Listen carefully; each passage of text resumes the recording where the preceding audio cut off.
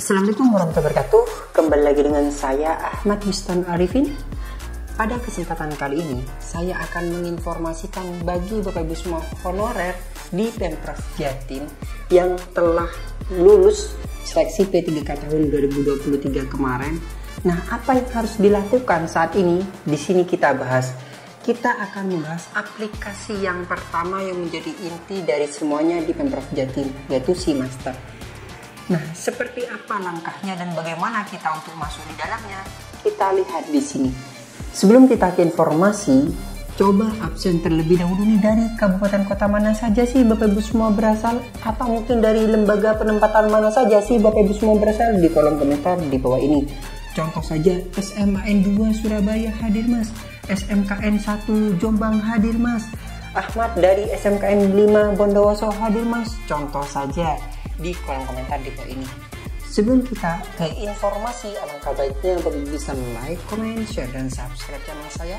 Kemudian Bapak Ibu juga bisa grup telegram saya di SD Daddy Abah Channel, atau Bapak Ibu juga follow TikTok dan Instagram saya di @abarifin_.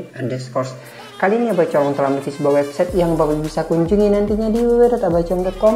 Serta seandainya jika Bapak Ibu untuk kontribusi pulsa pada Abah Channel ini, Bapak Ibu silakan pulsa nomornya berikut di bawah ini. Langsung saja kita simak videonya berikut ini.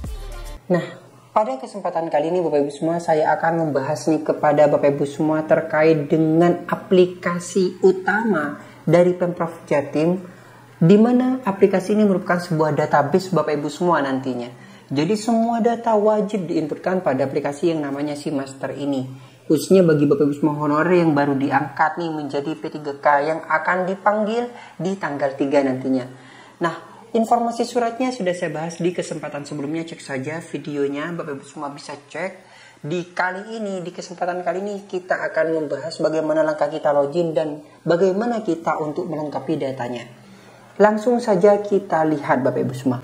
Di sini bukan hanya untuk guru, tapi semua teknis pun di Pemprov Jatim bisa menggunakan informasi ini. Yang pertama, kita bisa masuk pada website master.bkdjatimprov.go.id. Ingat, master.bkd.jatimprov.go.id. Kita enter. Di sini kita masukkan username-nya adalah NIP Bapak Ibu semua. Misalnya Bapak Ibu semua tidak tahu NIP-nya dari mana, bisa cek di surat yang telah di-share oleh BKD. Atau Bapak Ibu semua bisa koordinasi dengan Cabdin setempat untuk mengetahui NIP Bapak Ibu semua. Kemudian passwordnya di sini adalah ASN Jatim kecil semua. Jadi NIP passwordnya ASN Jatim. Jadi setelah Bapak Ibu semua nantinya login, mohon bisa langsung diubah passwordnya agar tidak direbut oleh orang lain, akun Bapak Ibu semua, atau mungkin dibobol oleh orang lain. Selanjutnya kita bisa klik login. Nah, setelah kita masuk pada tampilan dashboard di sini ada informasi selamat, nama Bapak Ibu semua, dan di sini juga ada nama instansi Bapak Ibu semua, instansi penempatan. Mohon dicek terlebih dahulu instansi penempatan ini apakah sesuai dengan yang tertera di SK Bapak Ibu semua atau tidak. Mas, bagaimana langkah kita untuk mengetahui SK kita? Nah, kita bahas di kesempatan berikutnya karena kita bisa mengunduhnya nantinya di yang namanya aplikasi kedua, yaitu kita masuk pada rumah ASN Jatim. Apa sih rumah ASN? Kita cek saja di kesempatan berikutnya saja. Yang terpenting Bapak Ibu semua bisa mengupdate informasi data-data Bapak Ibu semua di sini. Jadi wajib diupdate datanya karena ini akan nge-link ke semua informasi, ke presensi rumah ASN dan macam-macamnya, si Bang Kodir juga Bapak Ibu semua. Jadi melalui data SeaMaster ini. Oleh sebab itu pastikan di sini unit kerjanya Bapak Ibu semua sudah benar di lembaga mana, seperti itu. Karena presensi kalau misalnya salah unit kerja, maka Bapak Ibu semua tidak bisa untuk melakukan sebuah absensi. Jadi jaraknya jauh nantinya. Kita lanjut saja pada melengkapi datanya. Untuk melengkapi data Bapak Ibu semua, di sini bisa menggunakan master data ASN di sini. Jadi kita klik master data ASN. Di sini akan ditampilkan dashboard dari akun Bapak Ibu semua. Nah, langkah kita untuk melakukan sebuah penginputan data atau pengisian data sangat mudah sekali. Kita tinggal ikuti urutan dari atas ke bawah ke sini Bapak Ibu semua. Dari atas ke bawah yang memang Bapak Ibu semua datanya dimiliki. Kalau misalnya tidak dimiliki, contoh saja misalnya suami atau istri, padahal Bapak Ibu semua masih belum menikah, ya kita kosongi saja atau kita loncati ke data yang lainnya.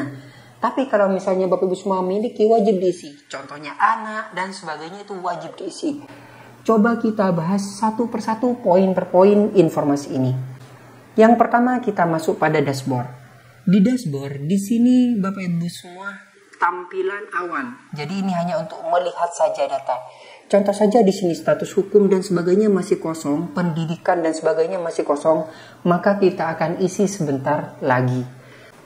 Nah, kita masuk pada biodata. Di biodata di sini Bapak Ibu semua bisa isikan nama lengkap Bapak Ibu semua, gelar Bapak Ibu semua, NIP baru, semuanya data ini dilengkapi. Dan yang terpenting di sini status kepegawaian Bapak Ibu semua pastikan P3K dan lengkapi data-data yang lainnya di sini. Kita selanjutnya akan masuk pada data pribadi Bapak Ibu semua, yaitu riwayat pernikahan. Kemudian ke riwayat pernikahan. Di riwayat pernikahan, jika Bapak Ibu semua menikah, langkahnya maka Bapak Ibu semua bisa klik tambah di sini. Kita klik tambah, kemudian kita isi data sesuai data yang telah Bapak Ibu semua miliki. Contoh saja misalnya menikah, maka Bapak Ibu semua bisa klik menikah. Kalau misalnya belum menikah, Mas, ya wajib juga belum menikah. Konfirmasi di sini Bapak Ibu semua. Jadi contoh saja belum menikah, kemudian keaktifannya jangan lupa untuk diaktifkan, kita klik Y. Seandainya Bapak Ibu semua sudah menikah, maka klik menikah. Tanggal menikahnya sesuai dengan surat di surat nikah Bapak Ibu semua, nomor SK surat nikahnya, tanggal surat nikahnya, kemudian aktif wajib, dan di sini upload file surat nikahnya. Ingat di scan halaman pertama itu yang ada datanya, sama pokoknya intinya yang ada datanya Bapak Ibu semua itu di scan. Yang bagus menggunakan PDF, jangan pakai HP. Sekali lagi, jangan gunakan handphone. Pastikan Bapak Ibu semua itu menggunakan scanner. Kalau misalnya menggunakan handphone itu rawan pecah Bapak Ibu semua. Karena data ini bukan hanya 1 hari 2 hari saja dipakai. Ini untuk selamanya.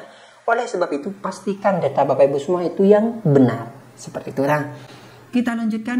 Kemudian kita upload filenya. Maksimal filenya nanti 1000 KB atau 1 MB dengan jenis tipenya PDF. Jadi jadikan PDF, maksimalnya ukurannya adalah 1 MB. Kemudian kita choose file. Kita pilih letak filenya di mana. Atau Bapak Ibu semua misalnya bingung, nanti bisa didampingi oleh operator di sekolah masing-masing. Nah, jika ini menikah, contoh saja ini belum menikah, kita klik belum menikah, aktifnya Y, kemudian kita klik save dan kita klik OK. Sehingga nanti Bapak Ibu semua keaktifan di sini Y. Seperti itu.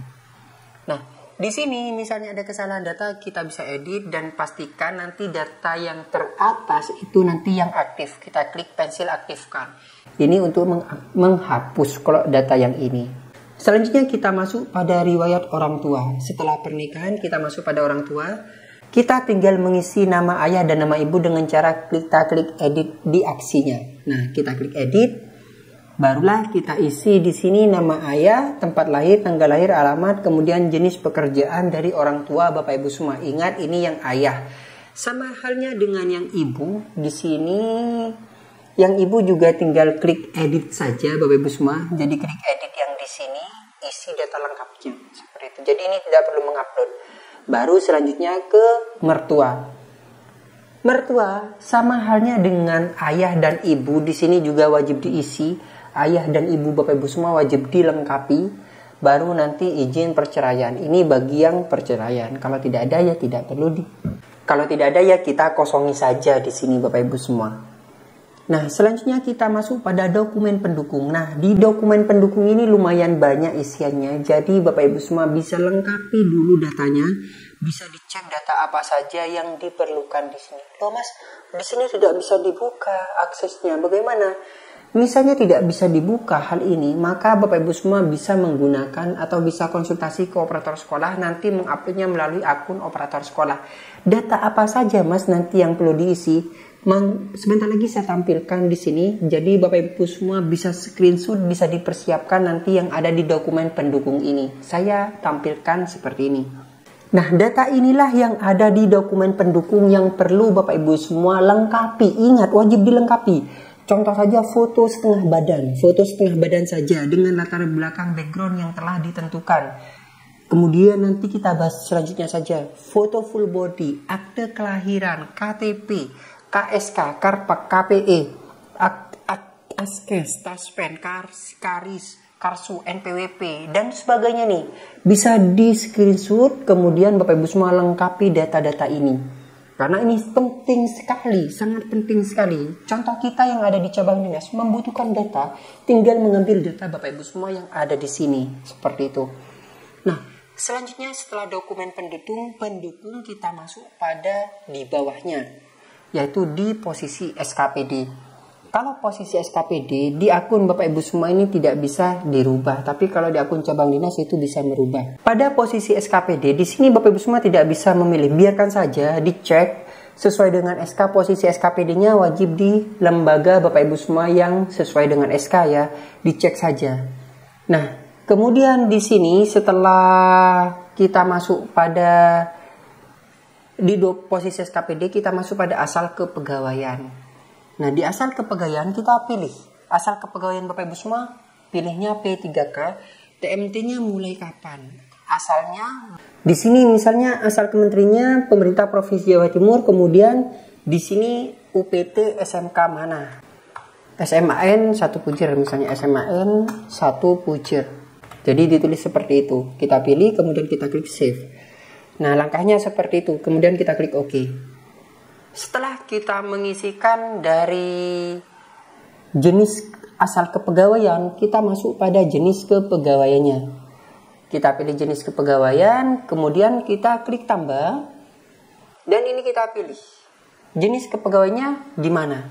Nah, kalau ini berarti P3K daerah provinsi yang bekerja pada provinsi atau seperti apa. Kemudian diisi nomor SK P3K Bapak Ibu semua, tanggal SK Bapak Ibu semua, TMT awal, TMT akhir, dan keterangan instansi Bapak Ibu semua. Kemudian pilih choose file. Bapak Ibu semua tinggal memilih filenya. Kemudian kita klik save. Sama. Di sini kalau misalnya keterangan instansinya SMA mana, misalnya seperti itu Bapak Ibu semua. Dan selanjutnya setelah masuk jenis kepegawaian, kita masuk pada kedudukan hukum. Ingat, kedudukan hukum ini harus aktif ya Bapak Ibu semua. Karena ini yang menentukan nantinya aktif atau tidak aktifnya Bapak Ibu semua. Entah cuti atau yang lainnya. Kita klik tambah kedudukan hukumnya ini. Kemudian selanjutnya kita isikan atau kita entrykan data-data yang ada di sini. Nah, di sini status kedudukan hukumnya kita pilih aktif, nomor SK Bapak Ibu semua, pokoknya SK P3K itu sementara.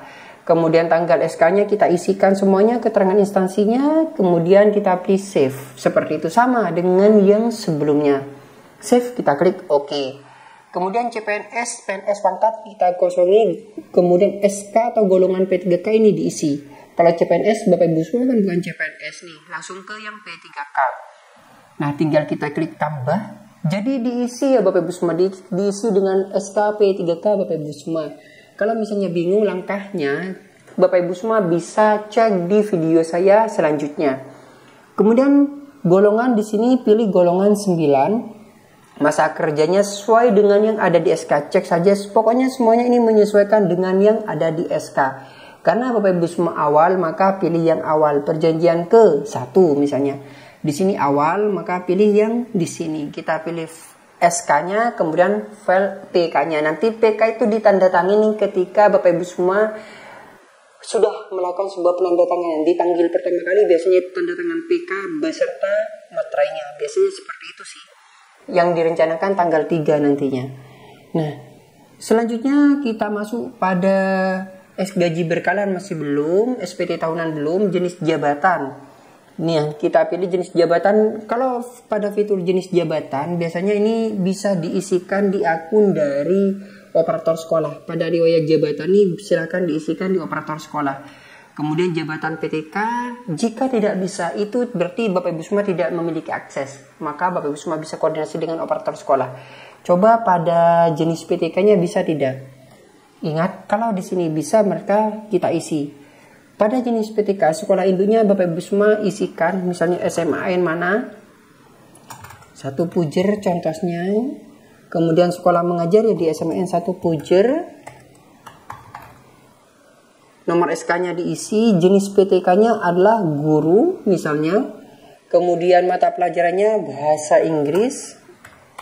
Ini mata pelajaran kita isikan bahasa Inggris saja. Bahasa Inggris saja. Bahasa Inggris. Kemudian kita pilih filenya, kemudian kita klik upload dan kita klik OK. Biasanya tidak bisa diisi karena saya tidak mengupload file di sini. Jadi pastikan kalau yang merah-merah ini wajib diupload filenya. Nah, selanjutnya kita masuk pada jabatan struktural ini tidak ada, jabatan fungsional ini bisa. Tapi kalau misalnya tidak ada fiturnya ini, maka Bapak Ibu semua bisa update. Jadi jabatan fungsional ini wajib diupdate di akun operator sekolah seperti itu. Jika tidak ada fiturnya. Jadi nanti ada file SK-nya, file berita acara pelantikannya, dan file surat pernyataannya. Wajib diisi ya Bapak Ibu semua untuk di sini, untuk jabatan fungsional. Tapi mengisinya melalui akun operator sekolah. Seperti itu. Konfirmasi saja ke akun operator sekolah.